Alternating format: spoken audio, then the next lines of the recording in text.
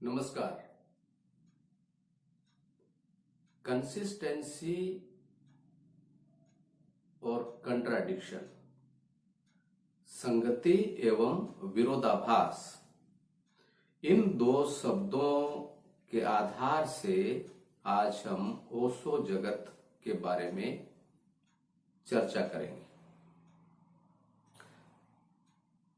Consistency से तात्पर्य है जब हम किसी भी साधना पर चलते हैं अध्यात्म में, तो उनके सारे पहलुओं का आपस में मेल में होना, संगति में होना और एक साथ सामंजस्य में और समरसता में होना।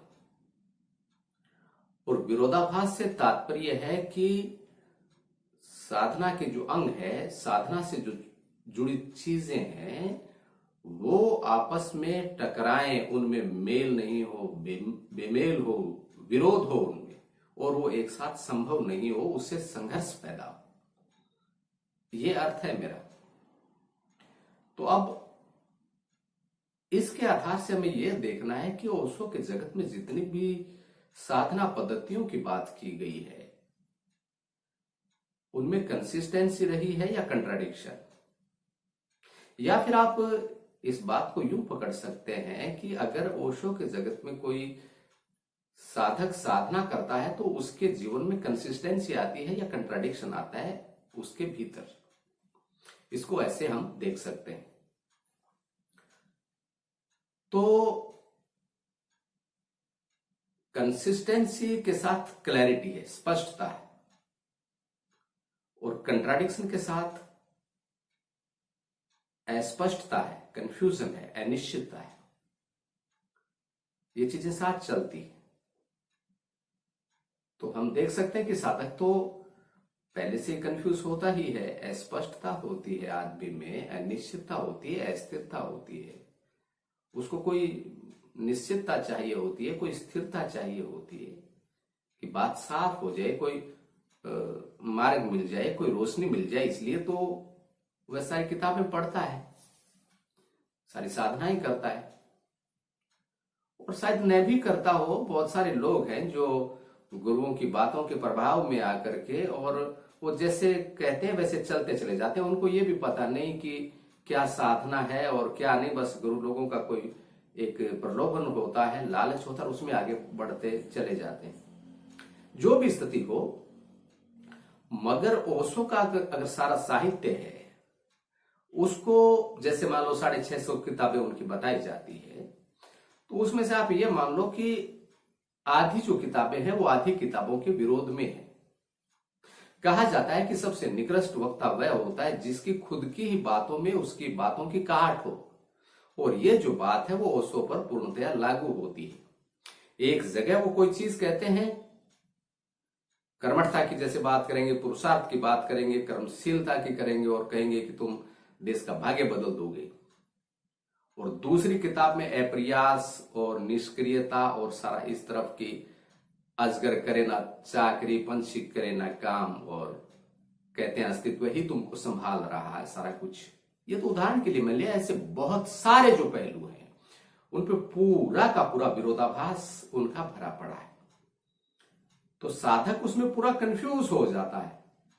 एक किताब में किसी पहलू पर जो स्पष्टता आती भी मालूम पड़ती है, वो दूसरी किताब में खो जाती है। वैचारिक स्पष्टता की जो झलक एक किताब में मिलती है, वो दूसरे में पूरी की पूरी खो जाती है, और उससे विरोध में चली जाती है बात। तो साधक सोचता है कि पहले वाली बात को छोड़ो, दूसरी की तरफ दौड़ो। फिर दूसरी वाली बात पूरी अंदर काम नहीं करती, उससे पहले कोई तीसरी साधना पद्धति। तो यह बात साफ तौर से है कि ओशो को भी पता तो था कि उनकी जो बातें कह रहे हैं वो सिर्फ वैचारिक और बौद्धिक किस्म की है, और उनसे न कोई भीतर साधना संभव है, न कोई स्पष्टता आना संभव है, न गहरे से कोई अन्वेषण और होना संभव, और न रूपांतरण संभव है। यह उनको अच्छे से पता था। उनको पता था कि कोई न कोई आदमी जो गहराई से किसी भी एक मुद्दे में खोजेगा, वो उनकी कमी को पकड़ ही लेगा, पोल खुल जाएगी। इसलिए उनको पता ही था कि साधक को एक जगह टिकने नहीं दिया जाए। बस वो थोड़ी देर जैसे भक्ति पर बातचीत करें, फिर कहा कि भक्ति में क्या है, ज्ञान में जाओ तुम लोग, भक्ति में तो कुछ है ही नहीं, ये तो भावुकता है। ज्ञान में स्पष्ट आते, फिर साधक थोड़े दिन ज्ञान पर बात करता है, साधना तो क्या होनी है, पर वो थोड़े दिन उसमें चलता है, उस वैसी किताबें पढ़ता है, और तब तक वो कहते हैं कि तंत्र में जाओ, तंत्र सबसे सरल मार्ग है, फिर योग और पता नहीं कितनी सारी जो चीजें हैं।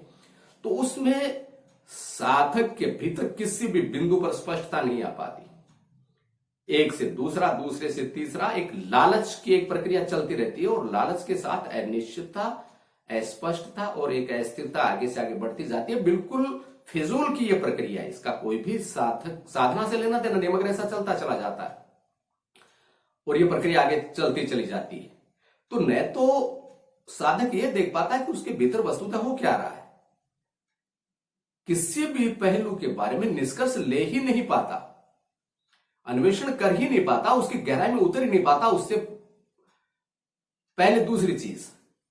तो ऐसे सारा जो एक गड़बड़ हो जाता है अंदर, पूरी जो चीज है पता ही नहीं चल पाता। एक ही जो मानसिक लहर है उसको वो साधक 10 तरह की चीजें समझता है। कभी सोचता है कि योग की लहर है, कभी सोचता है तंत्र की लहर है, कभी सोचता है ज्ञान की लहर है, कभी भक्ति की, और ऐसा एक आदमी की हालत हो जाती है। एक ही मानसिक लहर को और एक ही जो मानसिक अवस्था है उसको 20 तरह की समझता है साधक।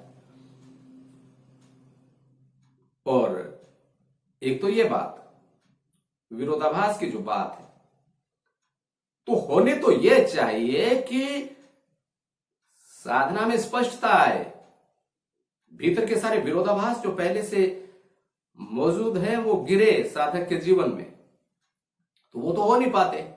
उल्टा और बहुत सारे शब्द और कंसेप्ट और नए विचार, और उसमें आदमी और उलझ के रह जाता है।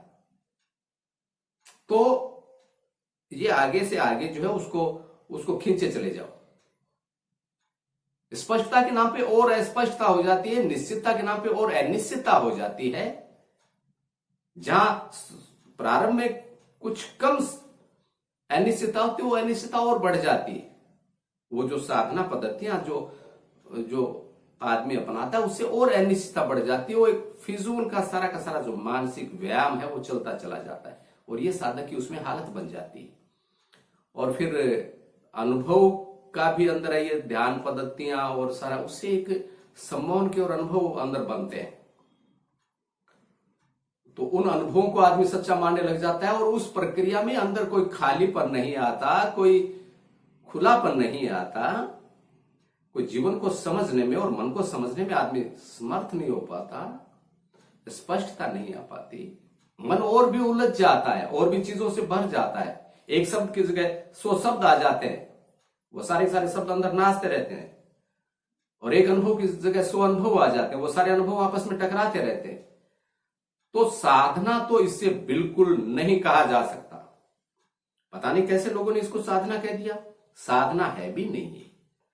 साधना का मतलब ही होता है अंदर सजगता है, और अंदर जो भी चल रहा है, आदमी के अंदर जो चल रही है अनिश्चितता, अस्थिरता, सारा जो अंदर भय और लालच और ये सारी प्रक्रियाएं दिखे, निरंतर दिखे, मन खुले, खाली हो, जीवन के साथ उसका तालमेल हो, उसका मन मस्तिष्क जीवन की लय में हो, जीवन को समझने की स्थिति में हो, तो ये सारी स्थिति बिगड़ जाती है। और मैं इसमें रह के आया हूं, इसलिए मैं सभी युवाओं से ये खास तौर से कहना चाहता हूं कि ओशो को आलोचनात्मक ढंग से देखने में दिक्कत क्या है, क्या समस्या है। ओशो खुद कहते थे, जब दूसरे बुद्ध पुरुषों की आलोचना करते थे, वो कहते थे कि पत्थर की जो मूर्ति होती है वो उस पर बरसात में टिकी रहती है और स्वच्छ और साफ हो जाती है, और जो मिट्टी की मूर्ति होती है वो गल जाती है। इसलिए बुद्ध पुरुषों की आलोचनाएं होनी चाहिए। मगर खुद अगर ओशो के बारे में कोई बातचीत की जाए तो, और हम कर ही रहे हैं आजकल, तो सारे के सारे नाराज हो रहे हो, कह रहे ओशो में तो कोई कमी निकाली ही नहीं जा सकती। ओशो से लोगों के भीतर जो घटा है उस पर तो बिल्कुल आंख बंद करके और उसको सही मान लेने की जरूरत है। और मेरी दृष्टि इसमें यह है कि ओशो से गलत कोई आदमी नहीं है। ओशो की नीयत पर भी शक है। ओशो ने सिर्फ खिलवाड़ किया है साधना के नाम पर लोगों के साथ, ये सारी जो ध्यान विधियां खुद बनाना, करना और देना, ये शब्द सम्मोहन था वस्तुतः, ध्वनि सम्मोहन था। ये सारा का सारा जो था अंदर आदमी को विभ्रम के मानसिक अनुभव देना, और उसमें आदमी उलझा रहे, उसमें खोया रहे, और ब्रेन उसमें जो मन मस्तिष्क उलझे उसमें उलझे रहे और खुला नहीं रहे मन बाहर और भीतर के लिए। तो ध्यान तो इसको बिल्कुल कहा ही नहीं जा सकता। और ध्यान के ऊपर भी अगर हम ओशो की सारी परिभाषाएं पढ़ें और अलग अलग प्रवचनों में उन्होंने जो जो बोला, तो उसके सैकड़ों अर्थ निकलते हैं उसको। ध्यान प्रेम है, ध्यान मौन है, पता नहीं क्या क्या सारी चीजें।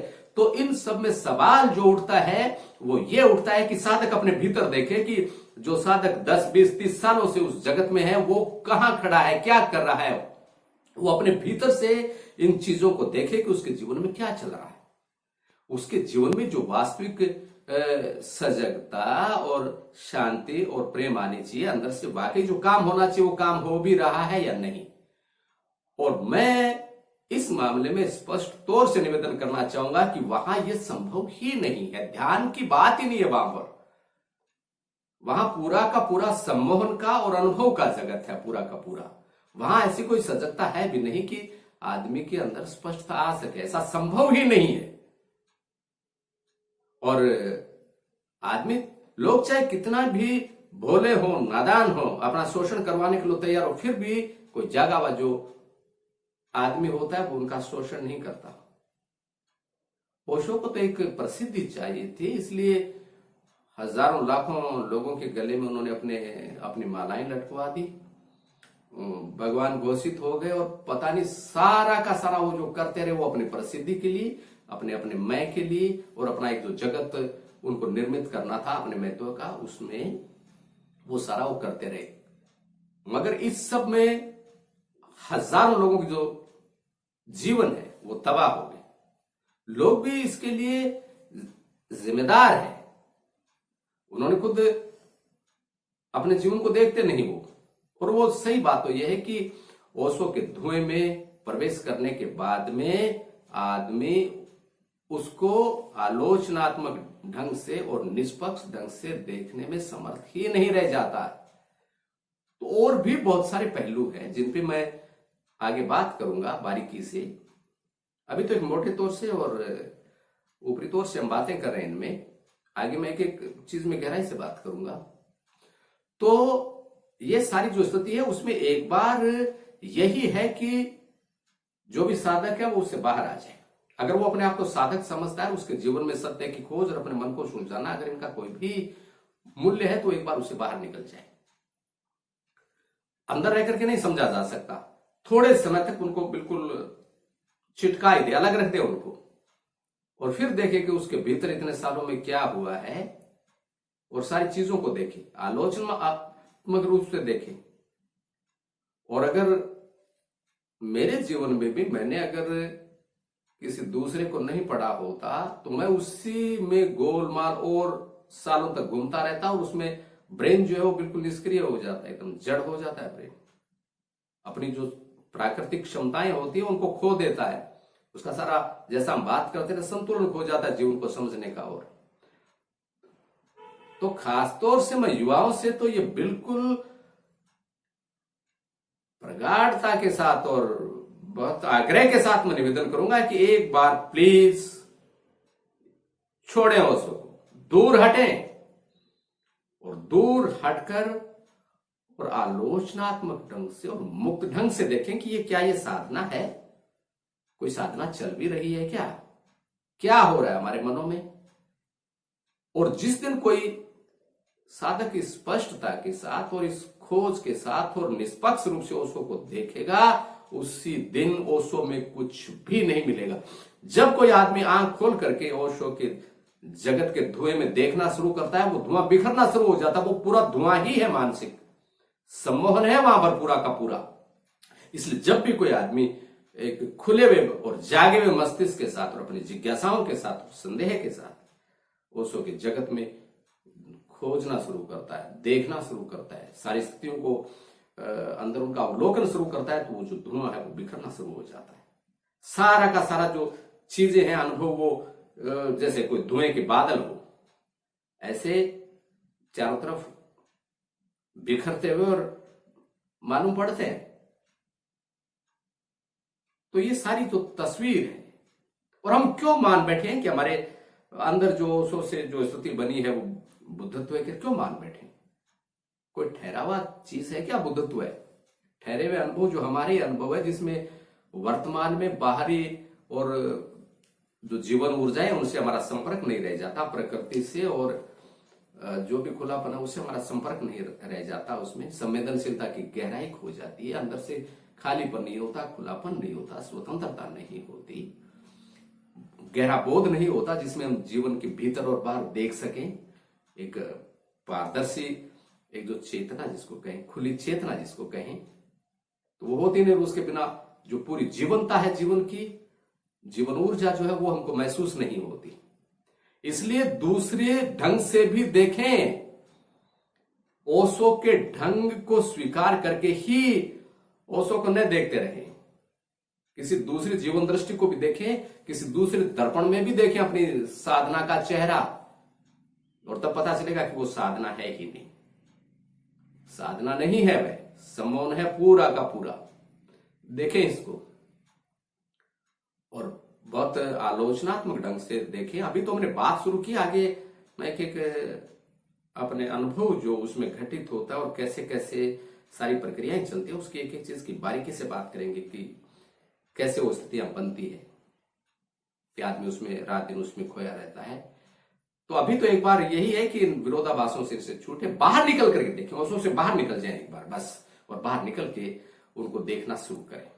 और फिर बाहर निकल के अगर आप ओशो को देखना शुरू करेंगे तो ओशो अपने आप ही जाना शुरू हो जाएगा, क्योंकि ओशो तभी तक कायम रहता है जब तक आदमी अंधेपन में उनको स्वीकार रखता है। जो ही कोई आदमी आंख खोल कर उनको देखना शुरू करता है, वो धुएं के बादल की तरह छिटकना शुरू हो जाते हैं। करेंगे और बात इसमें खोजें। धन्यवाद।